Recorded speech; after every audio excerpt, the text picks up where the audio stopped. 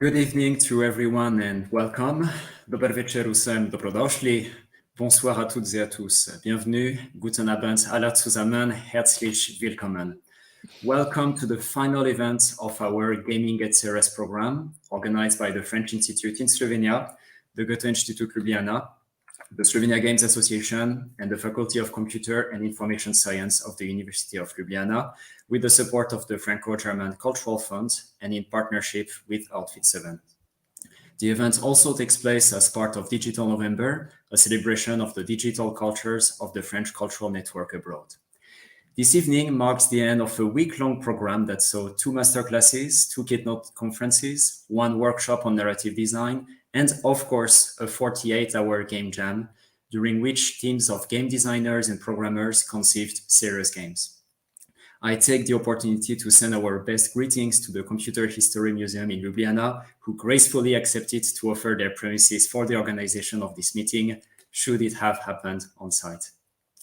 Tonight will happen in 2 parts. In the first part, we will listen to a talk on the social role and importance of video gaming and video games in our society. It will be moderated by Lenart Kucic, journalist at Podčerto, media researcher and podcaster, whom I warmly welcome in this digital studio. In the second part, after a short break, we'll talk more about the game jam, explain how it happened, how many people took part in it, what was its main topic, and of course, who won our 7 award. One last disclaimer, as we may talk about representativeness in the gaming industry. For this debate, we sent an equal number of invitations to female and male panelists in order to ensure a gender-balanced panel. However, due to conflicting agendas and commitments, and in spite of our best efforts, chance wanted that tonight's panel would be mostly male. I now have the pleasure to welcome Dominik Bašel from Slovenia, conceptor of Heroes of Slovenia, statistical office of the Republic of Slovenia. Hello. Sara Božanić from Slovenia as well, CEO of the Institute for Transmedia Design. Good evening. Fabrice Jouvenot from France, senior creative designer at Novlab. Sönke Kirchhoff from Germany, founder and CEO at InVR Space GmbH. And Tadej Strok from Slovenia, co-founder of the Danes Jednodan Institute. Without further ado, let me give the word to Lenart Kucic and wish you a great evening. Well, thank you, Charles. I'm also looking forward to this debate because I think we'll have a lot of things to discuss because all our panelists have a lot of experience in, let's say, real life and real project serious gaming. But maybe just for this first round, how about it? Everybody would just briefly introduce him or herself and maybe some of the most important projects or most relevant projects in serious gaming that he or she tried out. So maybe with, how about today? Sure. I'm today. I'm the founding member of Danes Jednodan. Today is a new day, which is an organization, a nonprofit organization that tries to use technology and internet to empower marginalized groups and voices in the community. And we also like to use kind of humor or like modern marketing approaches. And one of them is also gamification, which we use frequently. So that's also one of my specialties, sort of. I also did a master's thesis on gamification as a concept, as a tool. And yeah, this is something that I work on. I'm also a co-founder of Nexto, which is an immersive storytelling platform that enables museums and heritage destinations to gamify their guided tours. So yeah, basically these are the fields I operate in. Yeah. Thank you, Ms. Božanić. Hi, everybody.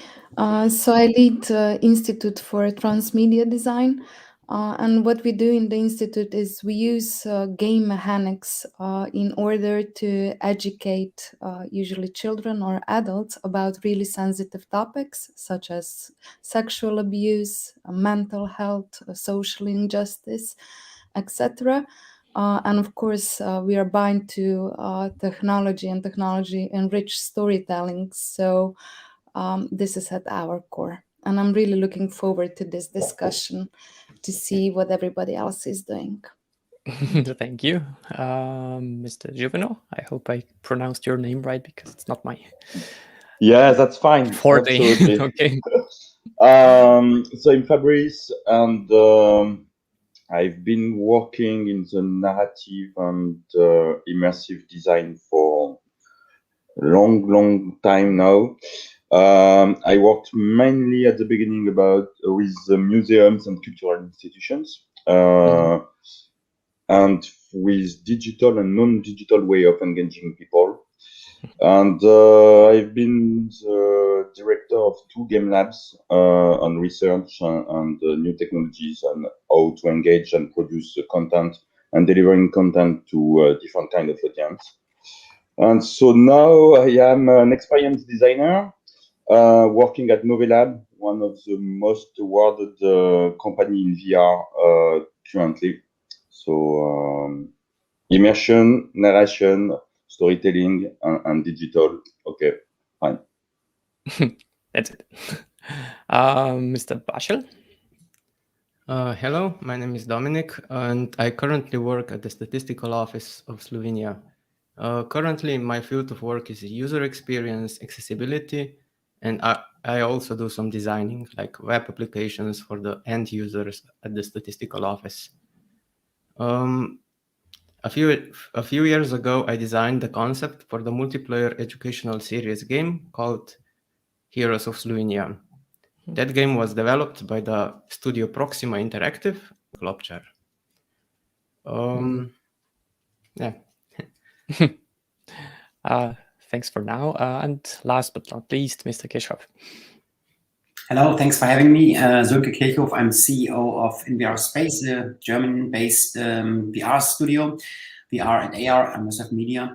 We come from the entertainment field, from 360 video, and always try to not only do entertainment like narrative piece and documentary, but also engage in the field of games and serious games. So just one example is a EU-funded project where we try to digitalize, or we are digitalizing museums, in this case in Paris, in France, and bring it into hospitals and hospices and so on. Just as one example, there's many more. But so we are not only doing like fun games, but as well stuff that is going into different fields. Well, thank you. When I was doing some first research, but okay, it seems pretty obvious, but probably the first serious games in history were, in one way or another, tied to war and warfare.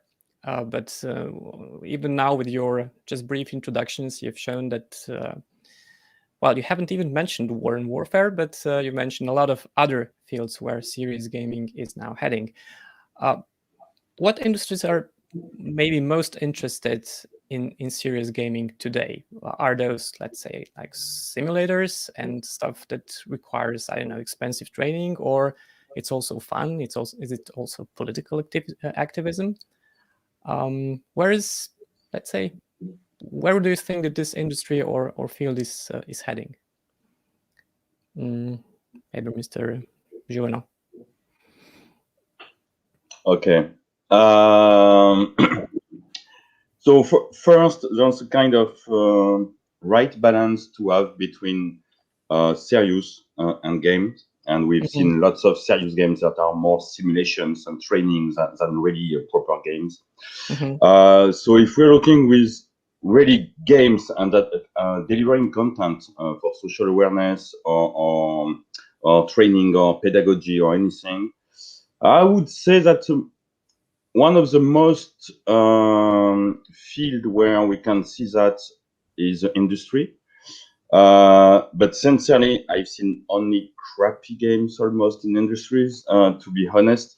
But one of the most interesting for me is clearly for cultural place. I mean, cultural and awareness and social awareness. And it's really 2 topics that you're seeing stuff that are really innovative, they're really engaging for the audience and public, and having a content that is not just because your boss wants you to learn something, but something broader than that, just opening your conscience to new fields, topic, or way of looking at the world. So basically, we're talking about very different things. One is like the games itself. yeah. One is the gamifying process of other processes. Maybe Mr. Strock, you were into gamifying other things. You're not primarily a game developer. Yeah, I was just gonna say that it's kind of hard, really, nowadays to draw the line between what's a standard game and what's maybe an experience or a storytelling serious game. Our loyalty points that we collect in shopping malls, is that also a game? And why not? And how? Or maybe it is. I think in some cases, I think like games are sort of eating the world. I would say, at least the game mechanics, they are kind of emerging. They're like intruding in all other aspects of our life, and I think that's going to increase even more in the future. We already see like everything is trying to be gamified sort of nowadays, because everything is competing for our attention, and games are really good at getting and grabbing our attention. So they have become, like, the game mechanics have sort of become a tool for marketing, which is maybe not that good, but yeah, I think it's going to take more of a, in the future, more of an interdisciplinary approach to, or like every other discipline is going to soon have to have a sort of a game designer or an experienced designer, sort of, I think. An open question to all of you. I mean, this sounds intuitive. We all like games, we all like gaming, and maybe all, especially those necessary and dull processes or habits, could be maybe gamified in the way that we form, let's say, positive habits or something. But does it really work, or is it more of a hype? What's your experience in, let's say, gamifying the processes, and what are the outcomes? Maybe Ms. Bojanic. So in our case, we gamified education. So an example, in our project that I really like, that it's called Twisted Tales. We use familiar fairy tales in order to speak about sensitive topics. So the first tale in the series is a retelling of Cinderella, but it's called Cinderella, and she doesn't have a leg, and she has only one intention: to come to the dance, not to marry a prince. So to give this story to children, and actually when we were at the starting point of the design process, we didn't know how to visualize it. So together with a child psychologist, we made a special methodology on how to teach this topic of destigmatization, how to destigmatize physical, I would say, physical disability. We have this method which is full of games. So in order to focus children on listening, we have a variety of different games. In order to focus them on drawing, we had games. In order to show them on how to create sound for our animated film, we use different games. So at the end, all the education becomes a huge playground.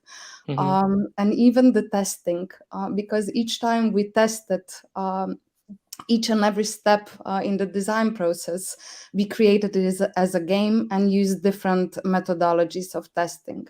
So I would say, in our example is using games in order to teach children and to provide a message that is urgent in an inclusive way. Yeah. So it was not only captivating, but it also worked. It worked. We just did the final testing of the first film in the school, and when I show it to the children and show the complete process, they started to hug me. They didn't leave me. I stayed for 2 hours instead of 1, and then I asked all of the questions about the film, and then one girl said, "But this is the best film I ever seen." And I asked, "But why is it?" And she said, "Because it has a heart." And this film also has an extension in a book, which is enriched with the augmented reality. And when I showed the basic prototype, one girl asked, "Where can I buy it? Where can I buy it?" So yeah, what really feeds me, it's the beauty that we can teach, and the teaching can be fun, and it can impact without being really obtrusive or something. So it's not pushy, it's them demanding more. So you're not like educating. We're Mr. Kickoff. educating, but in a different way. Sure. Mr. Kickoff, what's your experience? Well, I would say it feels a little bit like still part of a transition phase. I mean, we know gaming from computers and gaming devices like consoles, like PlayStation and stuff, like games. And even there, it has not always been just ego shooters and so on. So, but we always could find some more educative games. But now as devices like iPads or tablets, not only iPads, are more and more coming to schools, because there is more content on the one hand to make playful learning possible. People get more used that these devices can be used for more educational purposes. And at the same end, we already know about a lot of mechanics from games that are, of course, used in these educative projects to make it more playful, more entertaining, and so on. Because, of course, the younger the people are, the more entertaining it perhaps should be to make it educational, but as well playful. So for me, it's kind of part of this transitional phase now from learning out of books to learning with digital devices that are known as devices that if you're playing something, it's called a game, something like this. Dominic, I mean, your position is rather specific because, of course, I'm not meaning this seriously, but probably if you would ask people about boring stuff in life, I think that statistics could probably rate pretty high on that list. Yeah. But on the other hand, I mean, I think that we're all fans of what you're doing at your job in the last couple of years. I mean, we're following Twitter.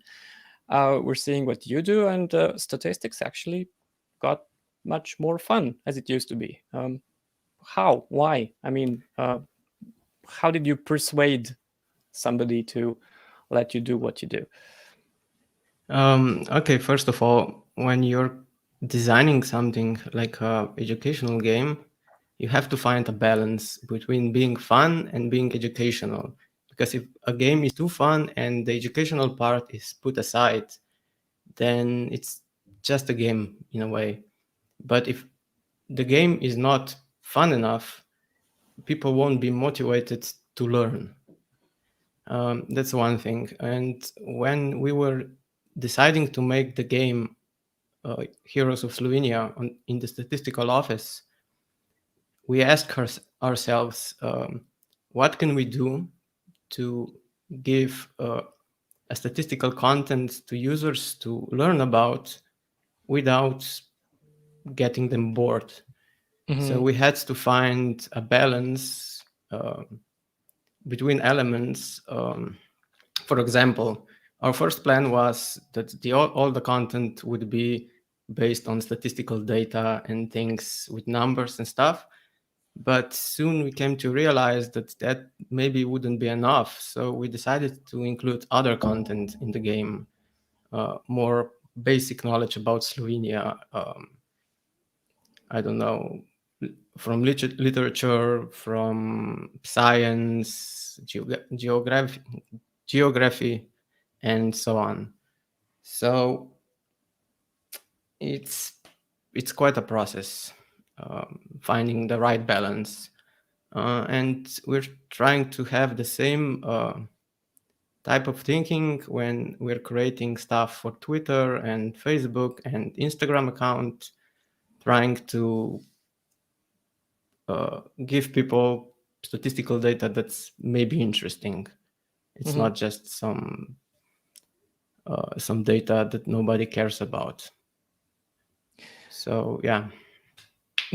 This is an interesting point because And again, an open question for you. So just raise your hand if you want to start with this comment. But for example, if you get contacted by maybe your customers and they say, we want to gamify something because it sounds cool. But as Dominic now mentioned, when you try to gamify, when you try to see the process, you actually have to learn about what's your material, what you're dealing with, to whom.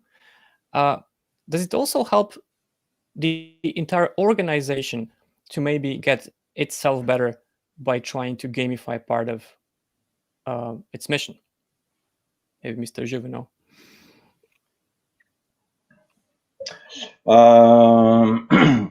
Okay. I worked for like 2 years as a director of a game lab in a research center in Paris, an interdisciplinary research center. Mm-hmm. So we had different missions here. One was trying to find some new ways for pedagogy, and the whole research center was specified on this topic. And for myself, it was, and my team, it was of course with games.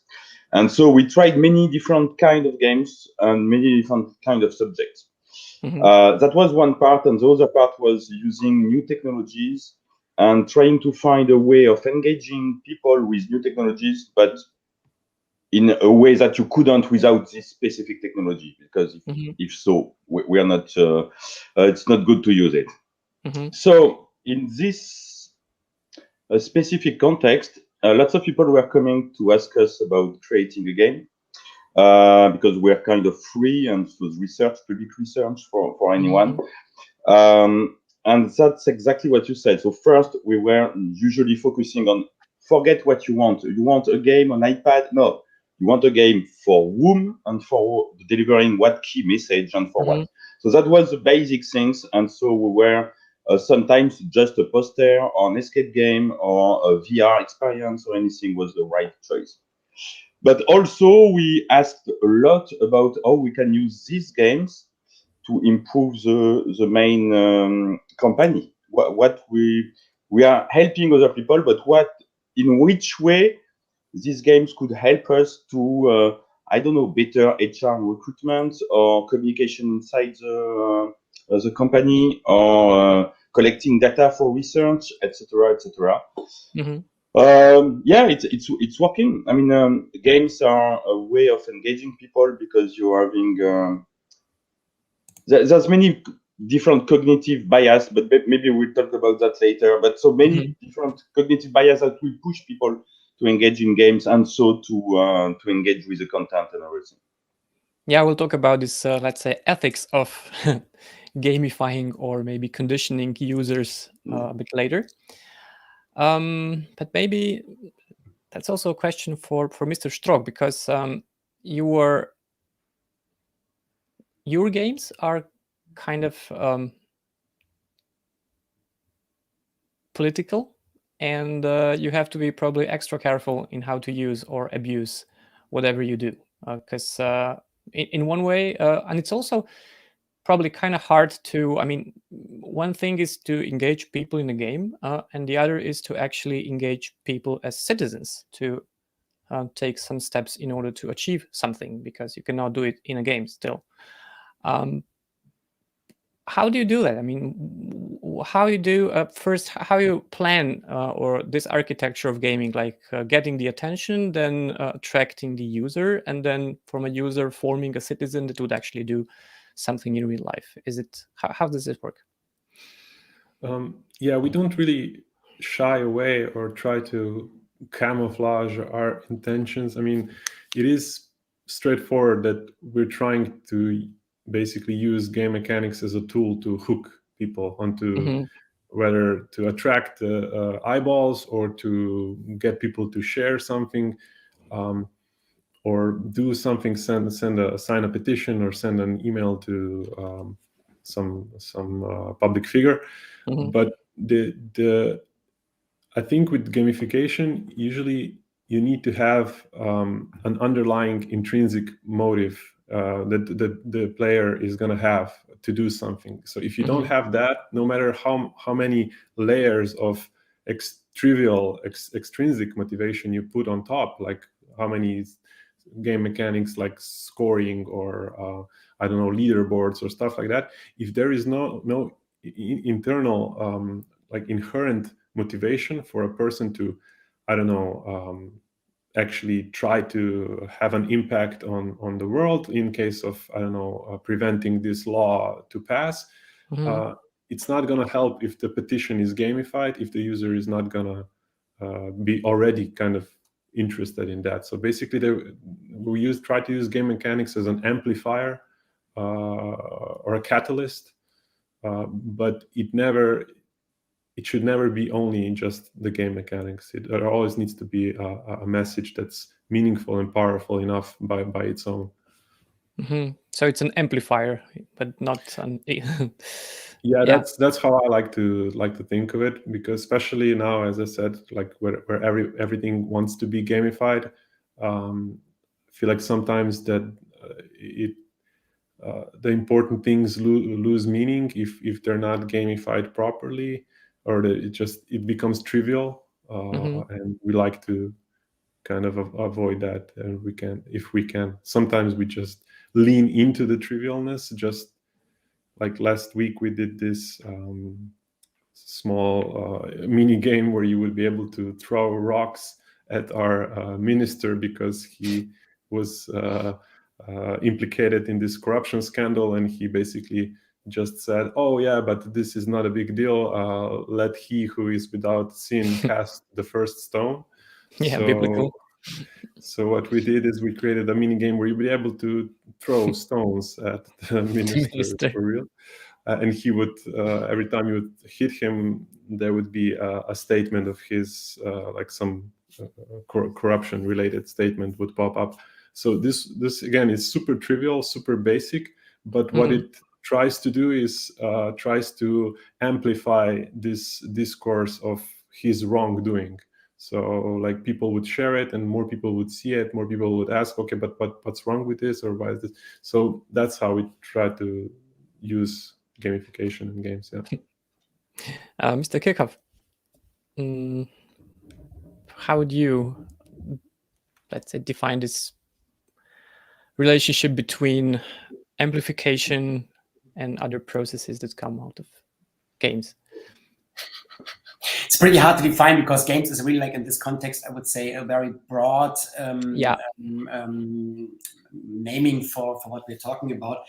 Of course, it amplifies, or it should amplify in a way. But on the other hand, of course, the more we are going into the field of education, of course, we are going away from gaming mechanics like having an end boss or high scores or something like this. When we are going into schools with applications that we have, of course, we are using mechanics from games like playful learning and so on. And of course, you get rewards. Sure. And for example, like having 10 out of 12 questions answered right. And so you get to the next level of questions or something like this.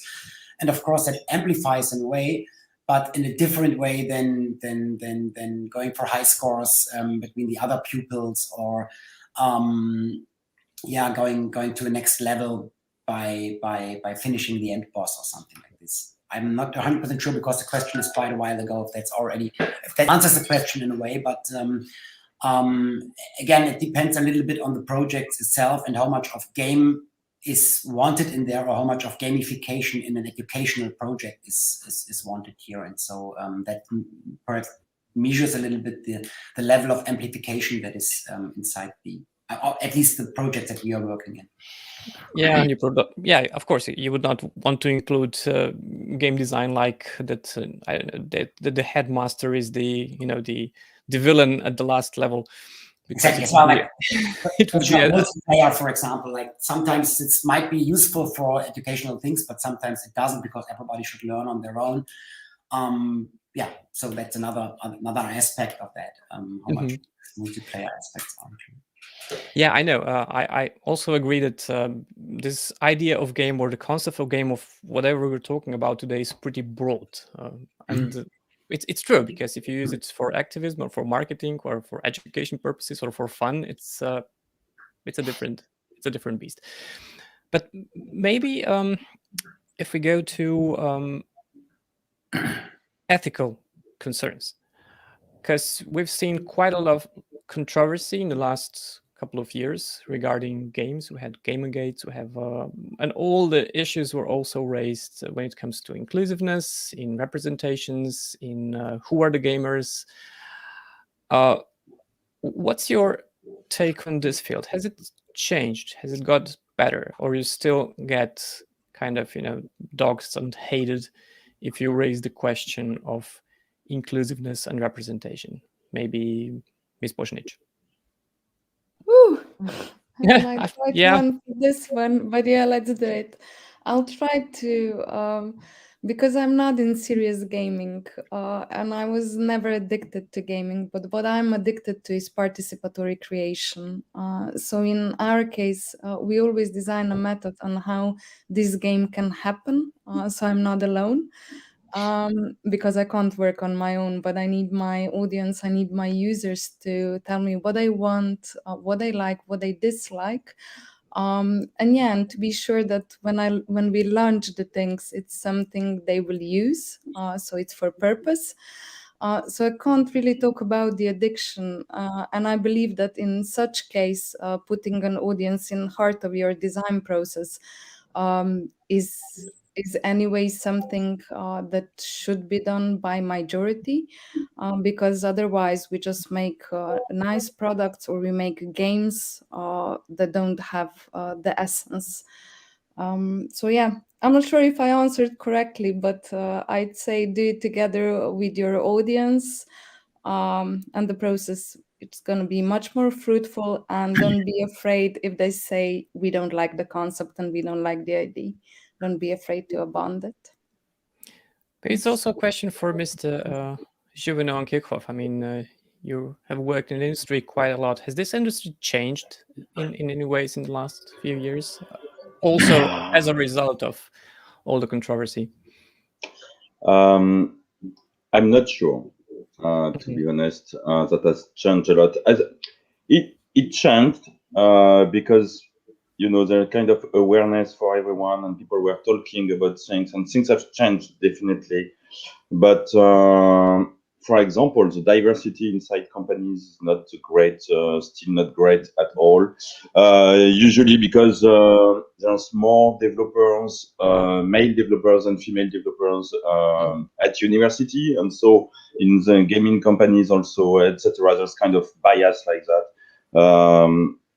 But I don't know. I would say that where I'm seeing some changes, and that's good. It's of course in indie companies, so small companies going with one purpose, having something they want, one good idea, and going for that. So I'm seeing more and more diversity in this kind of field, and all kind of diversity. I mean, gender, ethnic, different origins, and countries, and religions, and everything. And I'm seeing, but maybe just me, because I'm more in this field, I'm seeing more people using new technology or really simple board games and something that are not video games, going around for communicating and talking about something. Using VR for a gynecologist experience, for example. I had 2 students who done that. So it was quite amazing, because it was about the inequality around it. And as a male, I've never experienced that, but I could, and it opened my mind on different questions and things. And I think it's because technology and softwares are easier to use now than before. I mean, if you want to create ER, I don't know, my first year experience I coded was like 6 years ago. It wasn't difficult at all, but I had to code it. And now if you want to do something in a few clicks, you can do that. So maybe, and so I think it's more, in fact, the society is becoming more, there's more geeks or nerds in the society now than ever. I mean, look at the movie industry and everything. It's our time now, so good for us. But things are changing, I think, because of that. Yeah, geeks have become cool, or much more cool. Maybe Mr. Bashel, I mean, how do you? I'm trying not to force you in this debate if you're not comfortable with, but how do you choose which parts of, let's say, Slovenian reality portrayed by data you include in your game? How does this process work? How do you think about which things to expose, what to show about Slovenia, where to be critical, where to be, let's say, inspiring? What's this motivation behind whatever you choose? Well, the plan was to show that not everything is negative.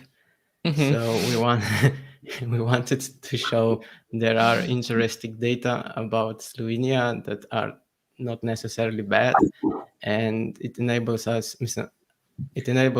to show people that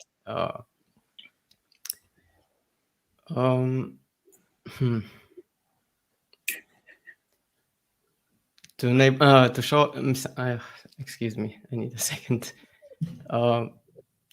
Our plan was to show them interesting stuff that are positive of Slovenia, stuff they didn't know about, and learning is always good, I should say. Should say. But it's also important to know your audience. We did some research who our potential audience would be, and we kind of did design around that. But when I looked at the statistics, we found out the average player of our game was around 35 years old. And we wanted to target students and high school students. And it was interesting, actually, that maybe knowing the audience is not necessarily always on point. But is it also a problem of where your audience is and on what platform your audience is? Because maybe for this round, how about the media? Is it still keyboard and big screen and a, I don't know, graphic processor, or is it moving to mobile phones, to VR, or of course we're pretty far from what Mr. Mark Zuckerberg announced, the metaverse from science fiction. But what are the technologies and what are the mediums of gaming today? I think it's going to mobiles mostly. And that's one of the reasons we decided to make a mobile educational game, not a game for desktops and such. Because most people use those devices and they can then play the game in everywhere they are, on the bus, on the street, on the toilet maybe. And I think that's a way currently to get the most people included, I think. Mr. Shrug, do you have any ideas about who was throwing rocks at our minister? No, not really, because we also try to avoid any real data collection or tracking. So we can just see like people who on Facebook, people who liked or shared it. But even that, we had some problems because Facebook flagged this game as spam. So we had some issues with that. And that's one of the problems also, I guess, that we're facing, being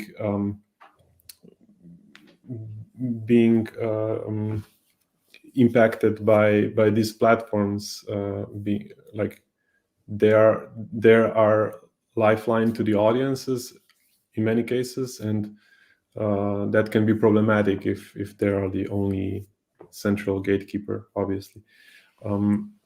But yeah, to your question regarding the mediums, it's expanding. I wouldn't say it's necessarily switching from one thing to another, because if you would say like the video game console market is probably bigger than it was 5 years, but mobile game market is also bigger. So everything is just growing and ever expanding, and VR is probably going to become a bigger and bigger chunk of that.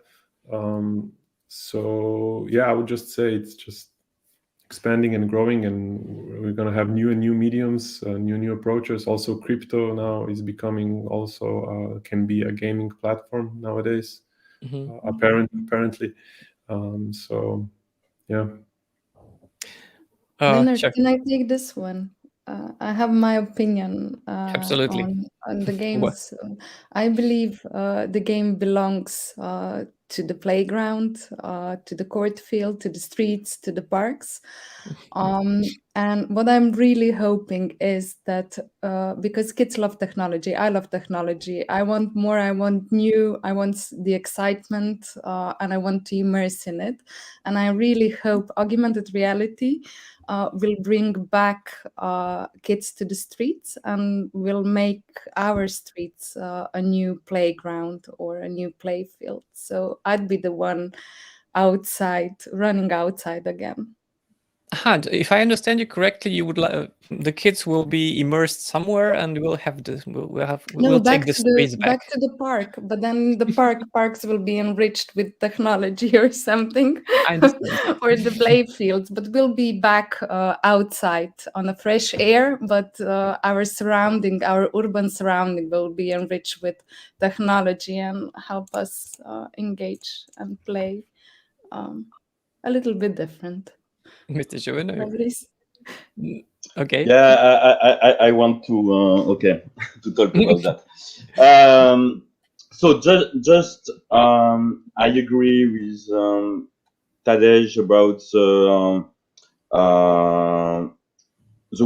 whole industry is growing and many different things, and people who were hardcore computer players are still hardcore computer players on console. Just that now we have mobile phones in every hand, and so these people weren't players before, but now they are playing duels on their phones in the subway. It's a stupid game, but it's working, and there's some bias loop and everything, and so we have more players.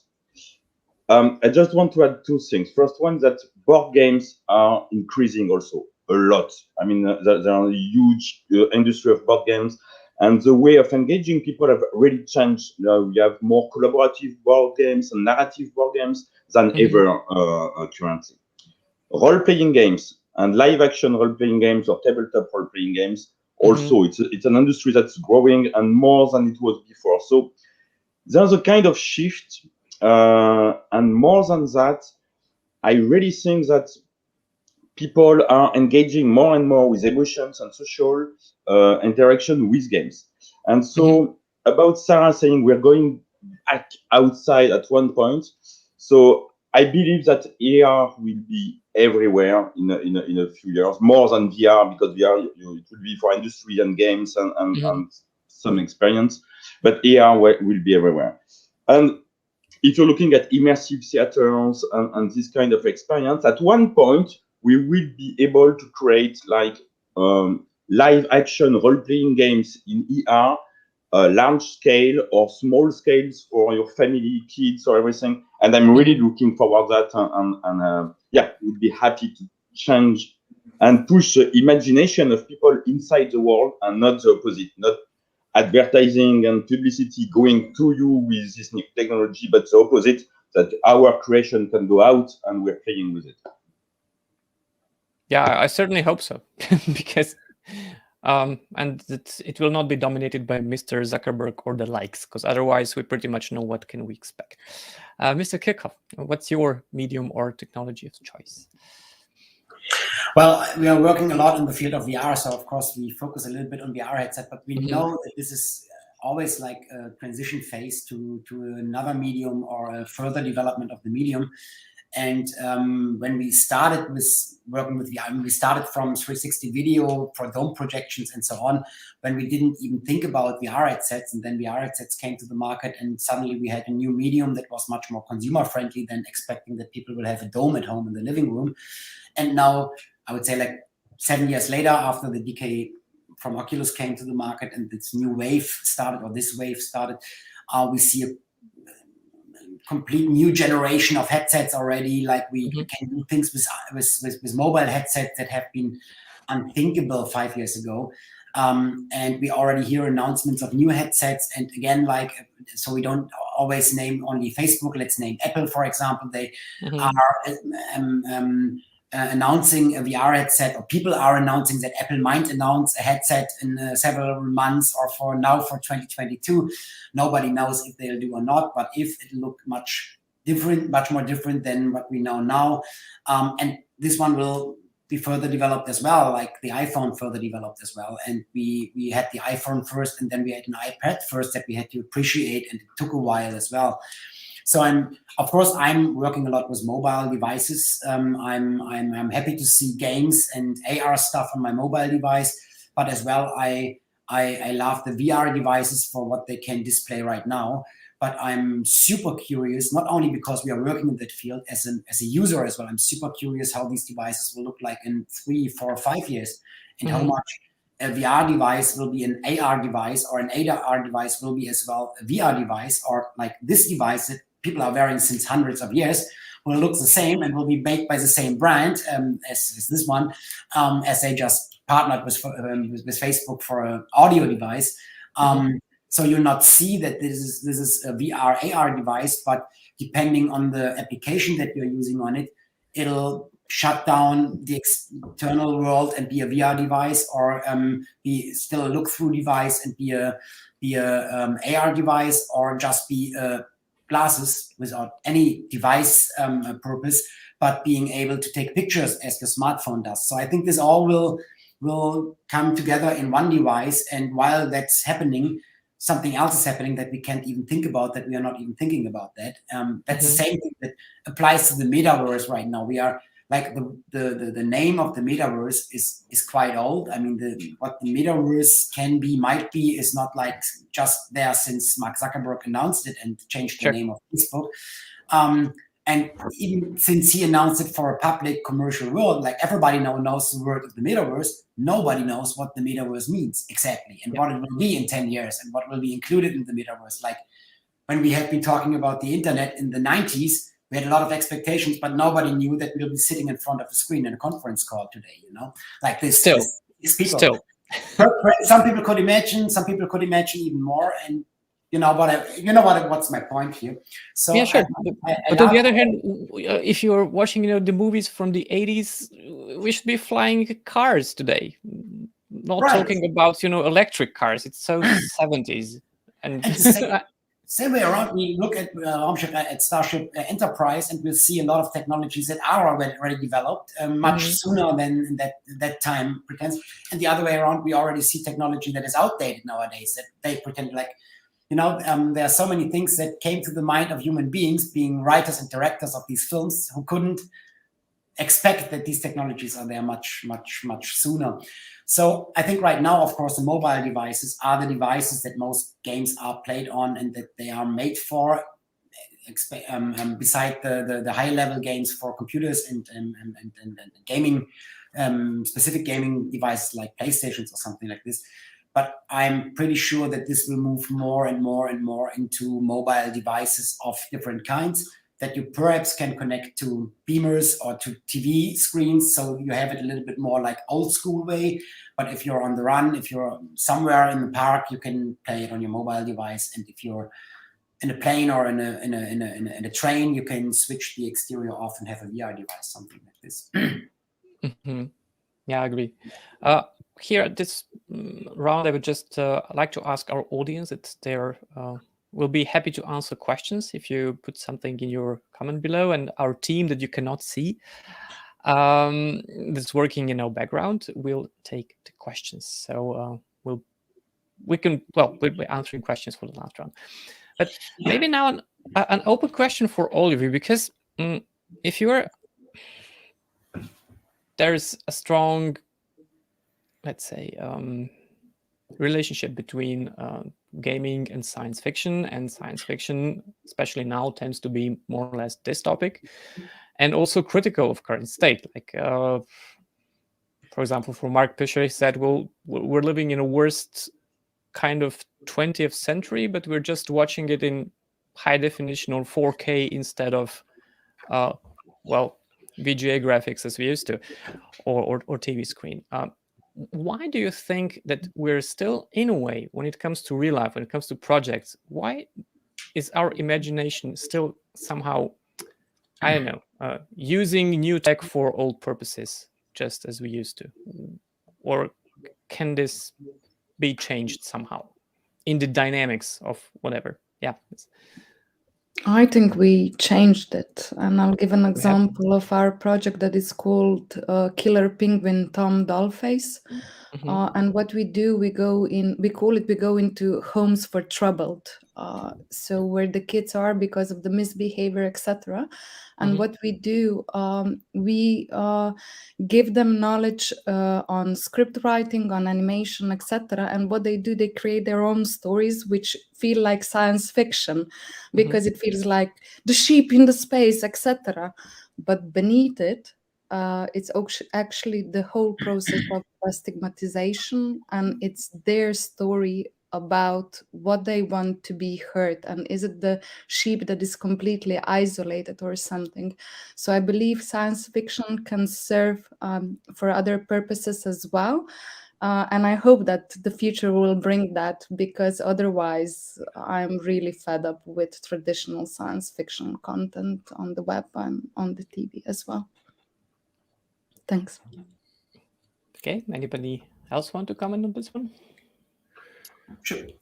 I would say, like, if you look at science fiction in books or in films, it's mostly, of course, these books and films, if they are done for a mainstream audience, of course, the writers and the directors and the producers focus on how do we attract an audience. And of course, you have to put stories in there that are relevant for the audience. So of course, they are always focusing on issues that are there in the society right now, and then transport them into a science fiction scenario in a way. Either they are solved, or even they got bigger, or the whatever. But there must be a connection between the audience and the story that you are telling. Otherwise, it's not mainstream.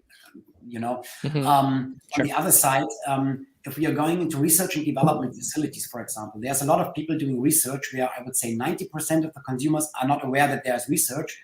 And if you tell them, they are not even aware that there was an issue or there's a problem that they try to solve. But these researchers, they are so deep in the topic, they know about this issue since 10 years. And so they went into research about that. And then in these research facilities and in creative industry maybe as well, there's a little percentage of people who are one step further, and that's those people who are 5 years ahead, and then their product doesn't come to market because they have been too early and so on.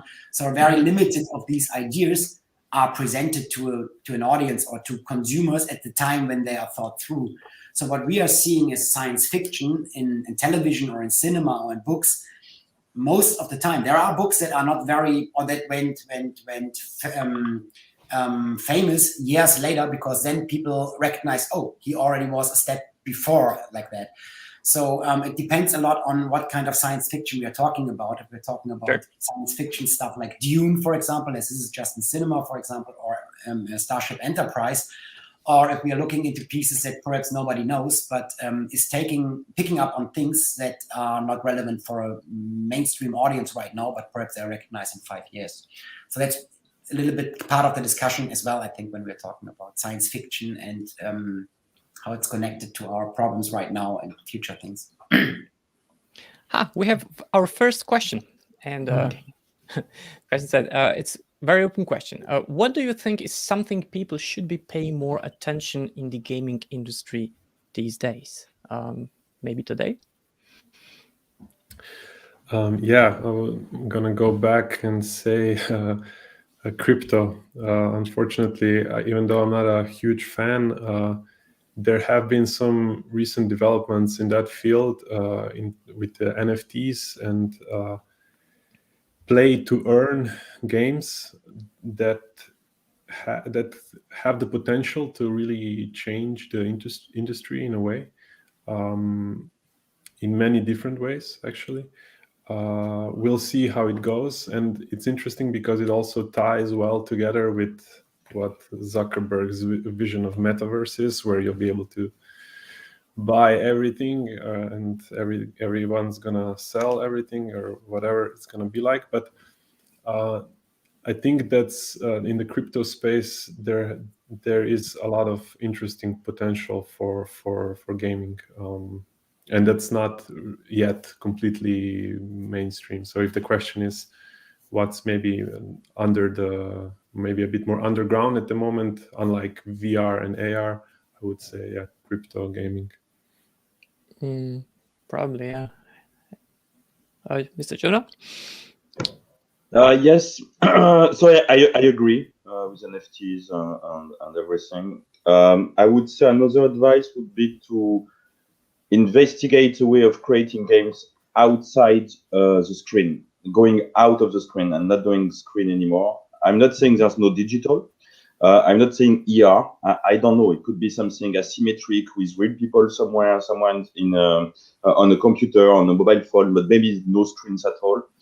I'm just saying that because things are moving forward, and there will be screens for a long time, but quickly there will be a kind of extended reality where you will live inside the whole ecosystem.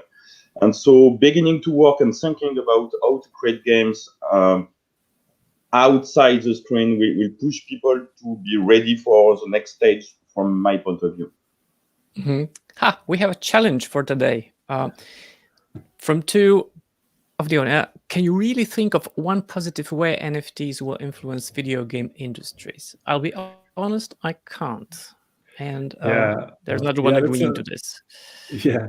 I understand the sentiment against NFTs and how they're basically a useless, like on the first side, it may be a useless concept, but an interesting project that attracted my attention was called Loot. I think it was the creator of Vine that did it.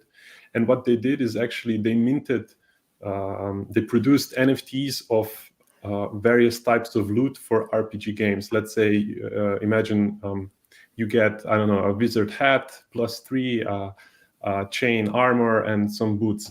And it would be randomized, and people would be able to mint it at random. So, and then you get this loot, and this is basically a building block of a game that doesn't exist.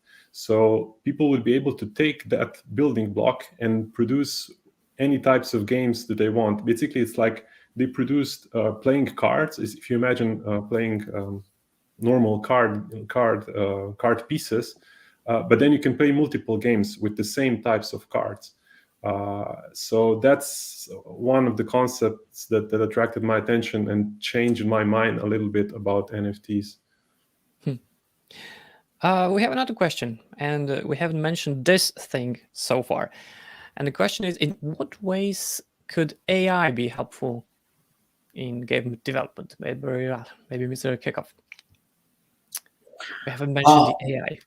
Such a broad topic in a way. Of course, I mean, you can imagine so many ways. And on the other hand, of course, it's a buzzword as well, where it's used right now to not support things. But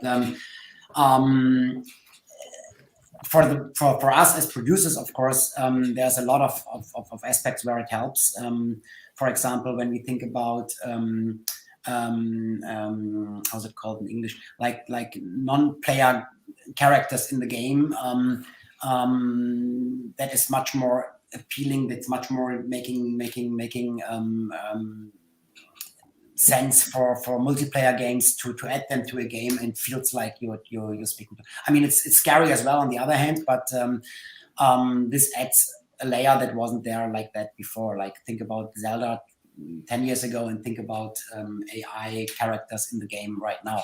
So that's one piece. And on the other hand, we are working a lot, like, for example, with volumetric capture for bringing like real looking photorealistic characters into the game. But if you want to animate them in real time, reacting on players in the game, you need an AI in there, and that's of course an add-on on our end. If that always makes sense or not, or if that applies to each kind of game, of course not. But that's just two aspects that I can drop here. I think that will now. Oh, sorry. Sure. Oh, if I may just add here, the AI, I think it's going to be really helpful with the production of, let's say, assets, like 3D assets. I think it's going to simplify a lot. I saw some cases where it would AI would be able to do something that would took hours or even days for a developer or for like a 3D modeler to produce by himself. So if we're going to the metaverse, we're going to need a lot more 3D stuff, and I think AI is going to be helpful with that. Most likely. A very practical question for Mr. Bashel. Will there be a second episode of Heroes of Slovenia? Probably not. I mean, why? Excuse me. Cool. Because I personally like to make different things.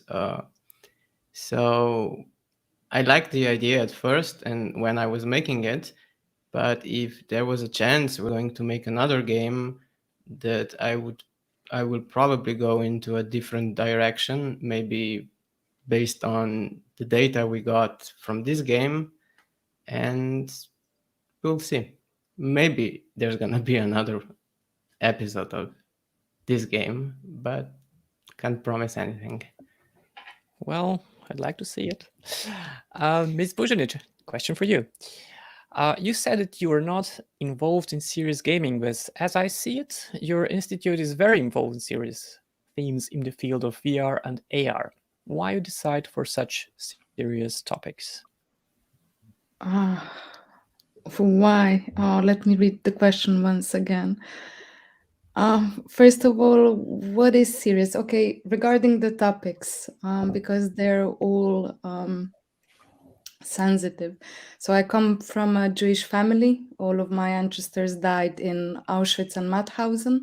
My grandmother survived, and my parents were working a lot. So I was mainly raised by my grandmother, who taught me that injustice is something that shouldn't be here, and it must be erased to the point that it could be.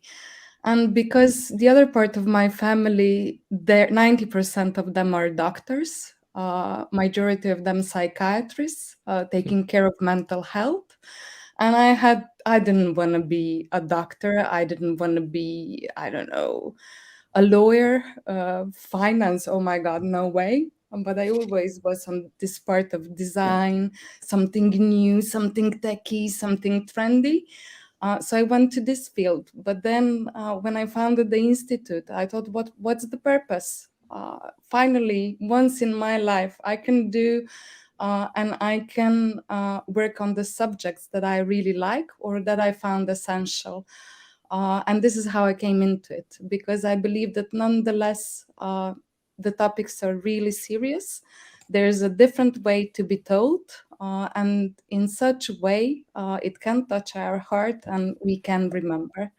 So yeah, I came into the serious gaming because of my family heritage. Thanks for the question. Well, thank you. And for your answer. We'll now have to conclude soon. And just a quick question maybe for all of you. What would be your dream game you would really like to A, develop, and B, play in the next 5 years, if you would have the, let's say, if you would catch the goldfish?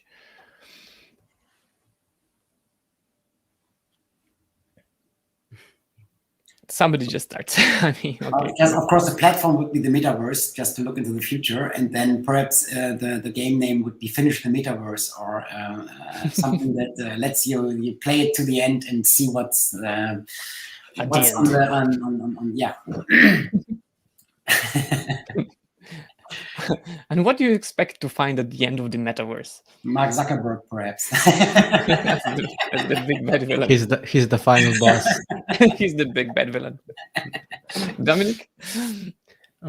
Probably something connected with AR, because it's an interesting field compared to a VR that's not really a VR, to be honest. It's just a monitor on your face, because I imagine VR something that's connected to your brain, so you can actually be inside in a world.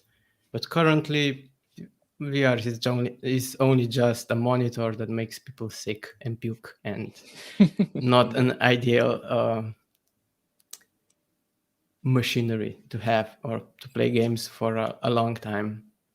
So yeah, something in AR that you can do outside and maybe not even have to use your mobile phone as something in between to see the world, like Pokemon Go is a good example, but still you need your device. So maybe something using your glasses or something similar. Ms. Bujnic? I don't know. I want to feel touch. So I hope some new technology will allow me to feel, I don't know, my mama's smell of the food when I'm in Nepal, or the touch of my father, or I don't know, all the or the barking of my dog and that nasty smell. So yeah, I hope the new technology will also bring some other sensitive things, and that's the feeling of smell and touch. Not just visual and sound. Yes. Today? Yeah, usually with our startup, it's a storytelling platform for museums. We always say that, oh, wouldn't it be nice if you could like be on a certain location, let's say some battlefield or some castle, and then you could relive some historic moments through a video game or some sort of a narrative experience. And yeah, I guess it would have to include augmented reality. But yeah, I think something in that line could be really cool. To say that nostalgic past was maybe not that great. Especially if you add the smell. Maybe you know? To be honest, I don't know. I know it will be something, a nice story. I would like to see a really nice story, a nice storyline working from beginning to the end with multiple players, and yeah, something live action. Maybe with technologies. Certainly, I don't know what. And yeah, the idea of coming back in the past for seeing stuff. I've done some experiences like that with real actors in some cultural places, just to push people to understand how it was. But something, yeah, maybe more collaborative, where everyone could join, something like that. It's so interesting what happened to Second Life. 15 years ago, it seemed interesting, but now we're maybe waiting for its reincarnation in one way. I heard it's still there. Nobody, I heard It's still there. A week ago, someone told me it's still there. Well, thank you all for this conversation. It was great listening to you. I hope that also our viewers enjoyed our company. And thanks you to the organizers for inviting us. And we're now all giving the word to Mr. Urban Schrempf.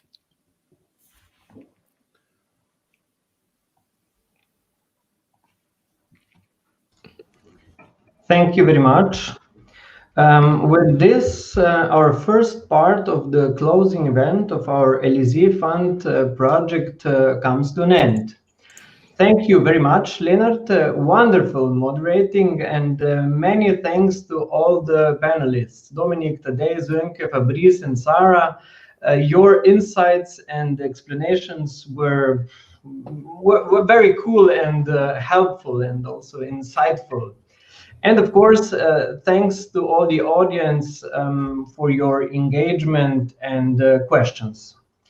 Before moving on to the second part of this evening, the closing ceremony, we will take a short break. So let's now excuse our panelists and again say a very big thank you.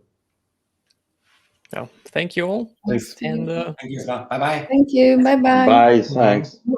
And in a minute or so, we will welcome our next round of speakers to talk about the results of the Serious Game Jam.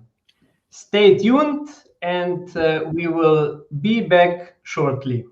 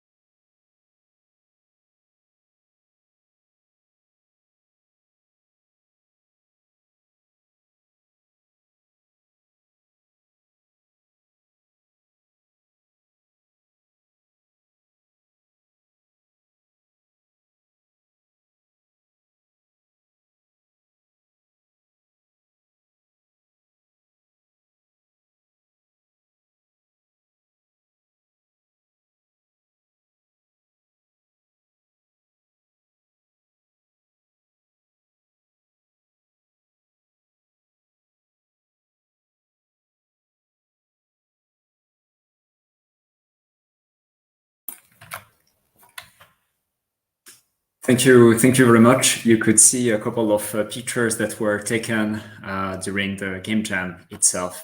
So we are now back for the second part of this evening, the proclamation of these game jam's winners.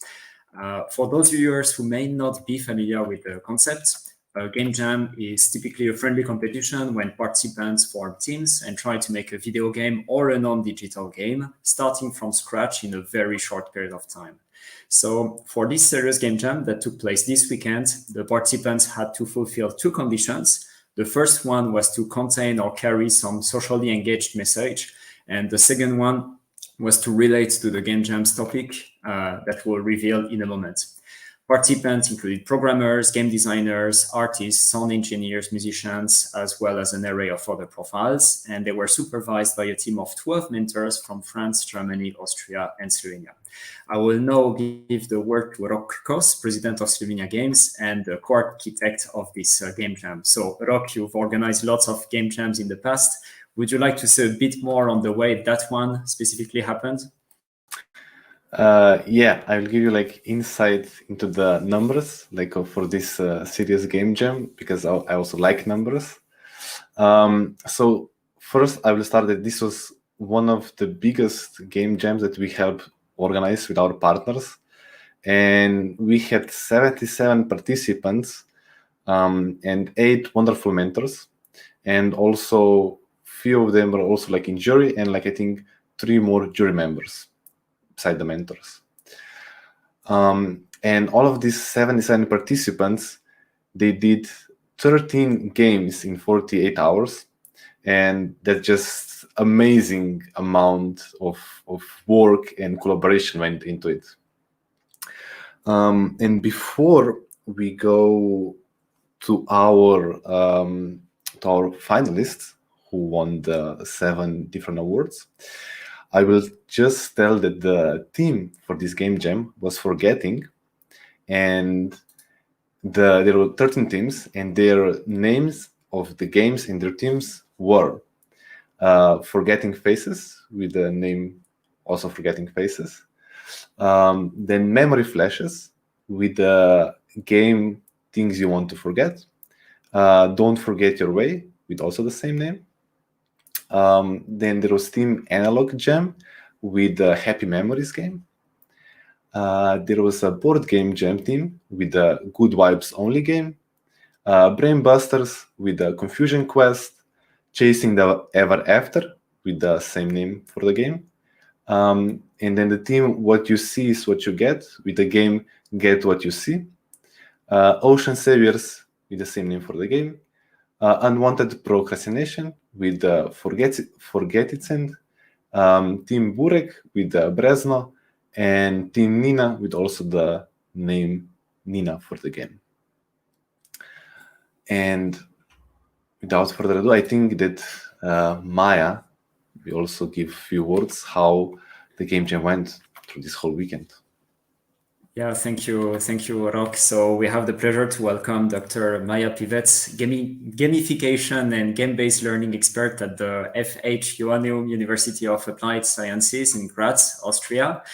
She was one of the mentors during this game jam, and quite a number of her students attended it as well. So thanks a lot, Maya. And we'd be really glad to know what was your global feeling in light of the previous game jams that you attended or organized in the past. Thank you, Charles. Thank you, Rok. I just can say it was amazing experience. It was really, really amazing. At the beginning, I was a bit, I guess a bit nervous because I thought, oh my God, so many people and we are all online, how this will work, and the time is ticking and we are not progressing. But it was like this creative flow where we were all stuck in this digital space, and it was also very adaptable, you know. Rok, you provided really awesome structure. You utilized 72 hours to move the event from face-to-face to online completely to create this digital environment. But then also some suggestions popped up like, oh, we want this room and that room, and everything was, you know, just kind of part of this creative collaboration. And I have cat here again. It's that time of the day. Sorry. Yeah, I think one could even feel then the crunch time digitally. I found it like I was at home and I could feel this nervousness. Just let's do it, everything. Let's pack everything, upload, tack. Where is this? Who is there? Those are not happening. Let's phone them. And it was like last moment. So that was really great. And Maya, were you surprised a bit by the way the teams tackled the topic of this game jam, which was forgetting? Like, did the game somehow reflect what you had in mind when you heard about the topic for the first time? Maybe I'll remember a story. But, as Rok mentioned before, we have had 13 teams. And it was actually 13 different approaches to this topic. It was from different kind of sickness, like dementia, Alzheimer's, then early teenage dementia. Then it was forgetting to talk about important topics, forgetting to emphasize positive feelings. What else? Also difficulties to focus. I think also this topic brought up quite some personal feelings from each of the teams or some personal points. Yeah, so that was I found it very interesting, and also not only how the topics were addressed, but also how the games were created. We saw pixel graphics, we saw 2D, 3D combination, we saw 3D worlds, we saw underwater area, then we saw card games. So it's really a variety also of solutions. And would you have one last word regarding the quality of the games that were developed? Very high quality. Really, I think also this international and multicultural mix added specific perspective, as well as also great support teams. Really congrats also to you to organize such a strong mentorship that was present for 48 hours, and I think the jammers push themselves, but also the mentors help them to push the quality really on a very high level. Really big applause from my side, big applause.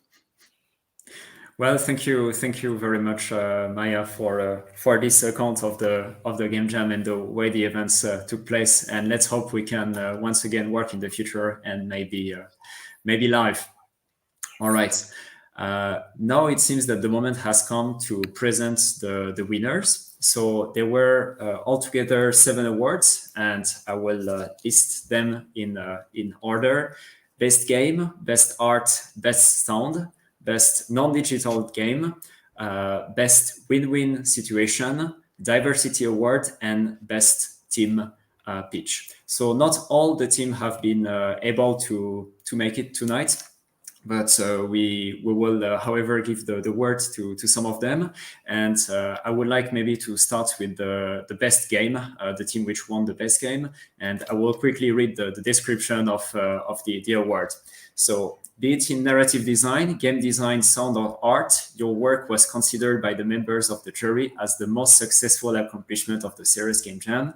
It both is a finished game and one that carries a message to the community while directly portraying the Game Jam topic. Congratulations. So now I will give the word to Rok, but mostly Tai. Yeah, thank you. So yeah, my name is Tai. I am one of the members of that made the game Get What You See. With this game, we took a different approach to forgetfulness.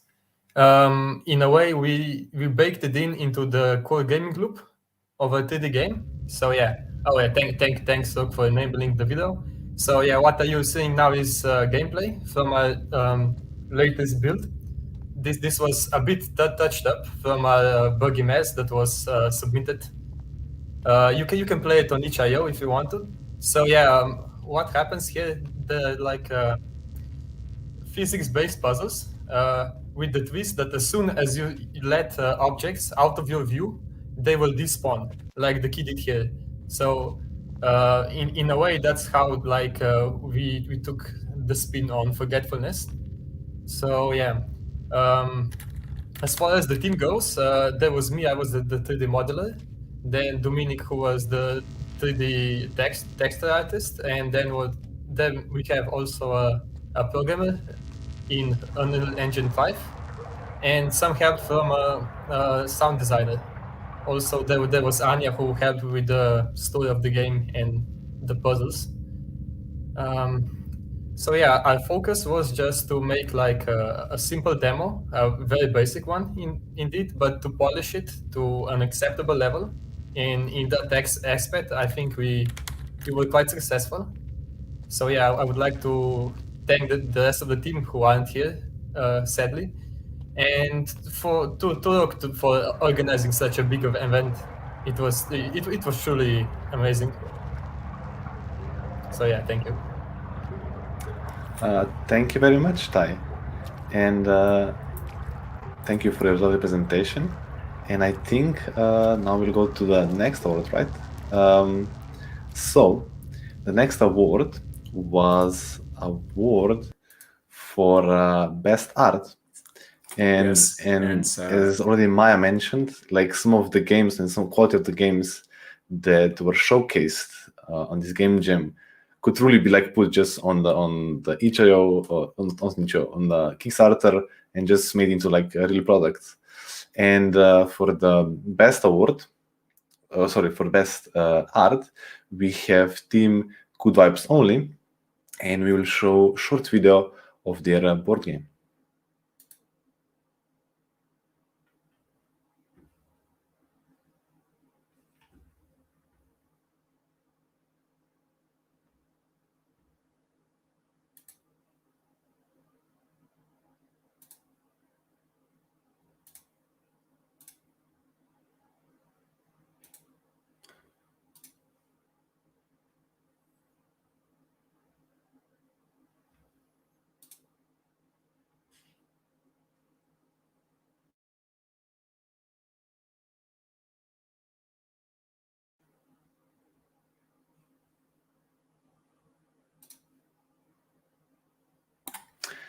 Thank you. So congratulations for the best art team as well.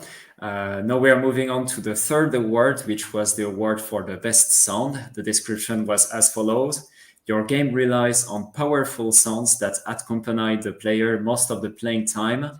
If there is music, it blends well with the sounds. And the award was attributed to the team that made the game, Confusion Quest. Congratulations, and the floor is yours. Thank you very much. So I will just shortly mention what our game was about. We based this, like the topic forgetting in our case was based on ADHD as a theme, because it's kind of like an insight how it feels to have a very bad memory day, because with ADHD you tend to get distracted a lot and forget to do even the simplest tasks.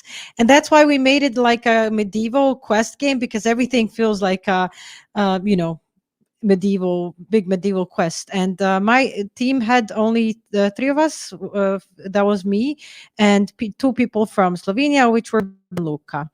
And I'm just going to quickly skip over this to show you the instructions of the game. So it like you see, it says you're having a bad mental health day. Can you get through the morning quests? You can only remember how to do 3 actions that are currently in the action slot, which is up here. Once a new action is clicked from here, the action in the rightmost slot is forgotten, which means you only have 3 actions to work with. And this is a logic puzzle where you need to figure out the correct order of the actions in order to be able to win the game. So I put a video of the gameplay just to show you quickly.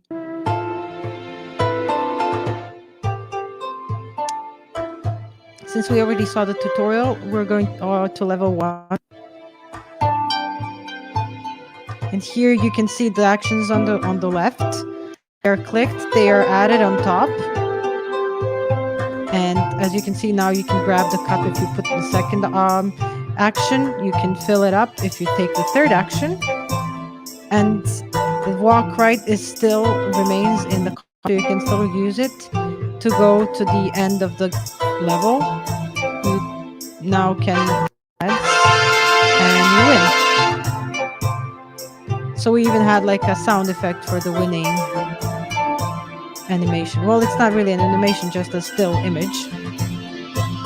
And then each level gets more and more complicated. And in this level, for example, you have to water plants so that they don't die out. And there are more actions to do than in the first level. And yeah, that's it. Thank you very much. Well, thanks a lot, and congratulations once again for this Best Sound Award, which was clearly well deserved. So thank you. We are now moving to the next award, which is the Best Non-Digital Game. You want your players to disconnect from the screens and to carry a message through a board game, card game, or escape game. You have developed a compelling narrative and created an original game which doesn't require any digital technology to be played.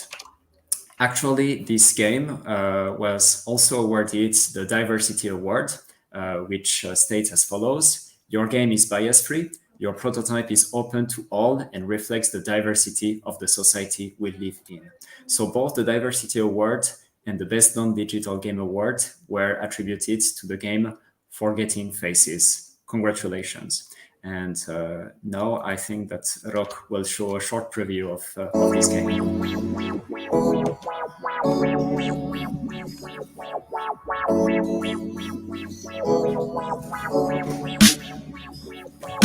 Our game, Forgetting Faces, begins with handing out 7 cards as well as 1 face card for each player.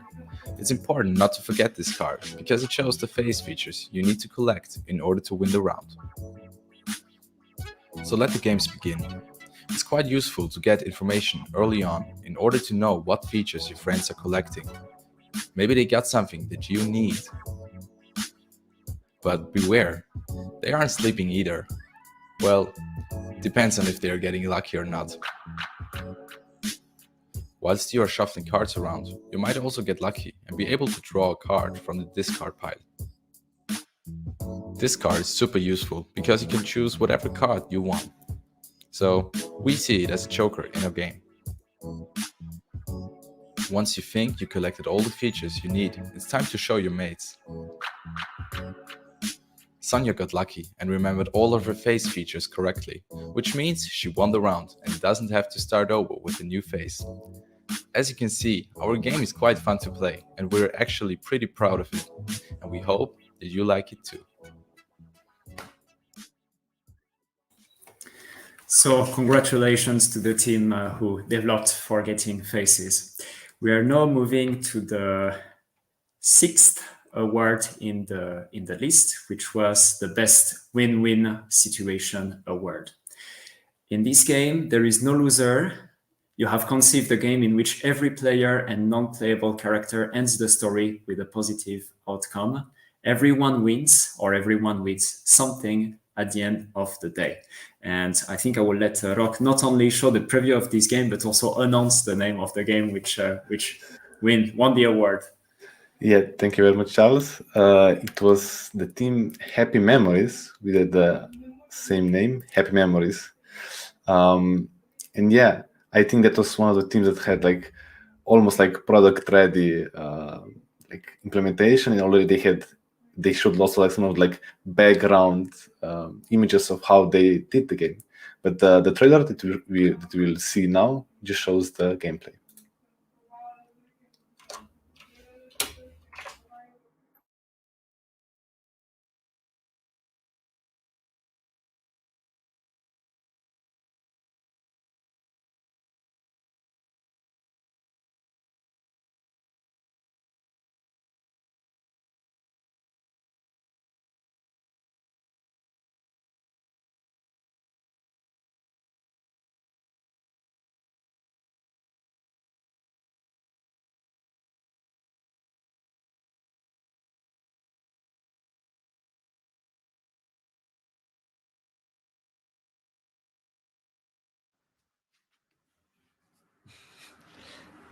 So this car reminded me a lot. Like one time I was being chased by a goose, and my grandfather just looked at me and he kept laughing around about it. And it's kind of fun to think about it. And it was really a happy memory for me. Okay. Well, when I was little, we have this little pond, and there are little frogs in it. When I was little, there were little frogs, and they were jumping around everywhere. And it was nice. It was like a hot day, and they were just like cute little frogs.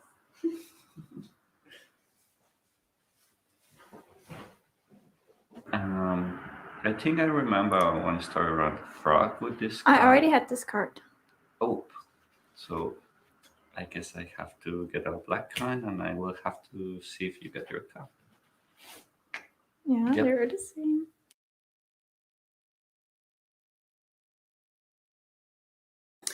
So this was the game Happy Memories, a multiplayer card game that supports the reactivation of happy memories through the use of hush images. We are now moving to the last official award of this game jam, which was the best team pitch. Your game may not be the most beautiful, have the most complete code, or be a masterpiece of game design, but your final pitch won the hearts of the jury and the audience. Your words are on a great way to conquer the players. And I will let Rock announce the name of the winner. Yeah, the last team who has had the best pitch was Ocean Saviors, with the same name for the game. And in their game, they tried to save the ocean by collecting trash. And I think I'll just show the pitch, and it can speak to itself.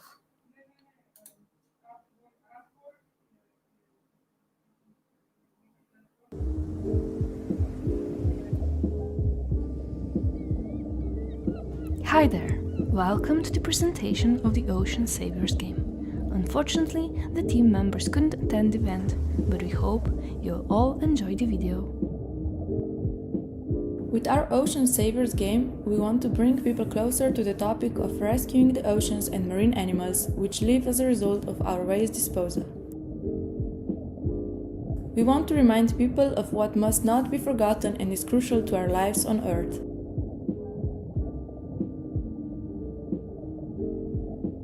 The player competes with other divers and tries to clean as much of the ocean as possible. He is equipped with an oxygen bomb and a backpack used for collecting garbage. By cleaning the surface and the bottom of the ocean, he obtains pearls with which he is able to buy better diving equipment or a larger backpack. Larger backpacks allow for more garbage collected at the same time. His oxygen refills once he swims above the surface. When the amount of collected garbage reaches the maximum capacity of his backpack, he has to deliver the collected things on the boat. Let's dive into our gameplay. The game is multiplayer and up to 10 players can participate in playing it. The diver moves using standard arrow keys with help of mouse orientation for choosing the direction. He can pick up the waste floating on the surface of the ocean, as well as the waste floating in it and at the bottom of it. His oxygen consumption is being monitored on the bottom right of the screen. Once he sees a piece of garbage, he can dive to it and pick it up while pressing the E key on his keyboard. Each piece of garbage has a unique word for being collected, which is written in form of points next to it.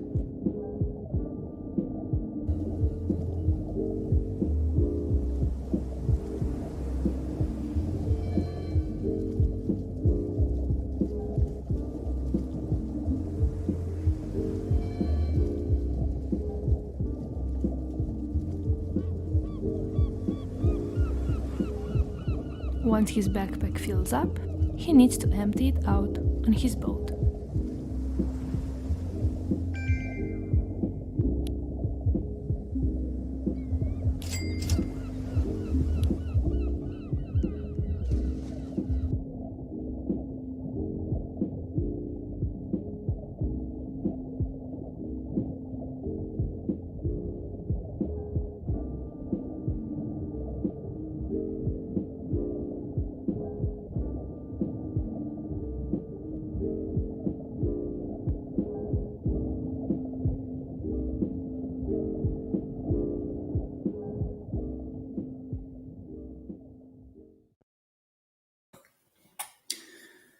Thank you very much for Team Ocean Saviors for this last award. And thank you very much for having been with us and for having presented those wonderful games. So the list of awards, as well as honorable mentions, the list of mentors and jury members will be available soon on our website.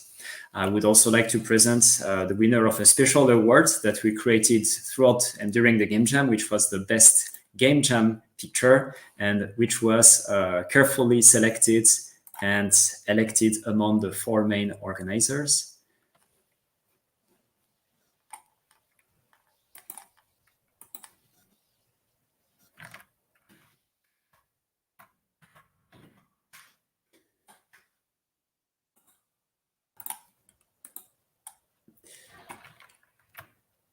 So this picture was actually taken by the team Schlafrock Productions, the developers of the game Chasing the Ever After. This was a competition that we started during the weekend, and which consisted in asking the teams to publish or present works, their workspace themselves, some screenshots of their work. And this one was then elected to be attributed the last award. So congratulations to this team as well. So before moving on to the final words, I would give some time for Urban Schrimpf from the Goethe-Institut Ljubljana. Urban, the floor is yours.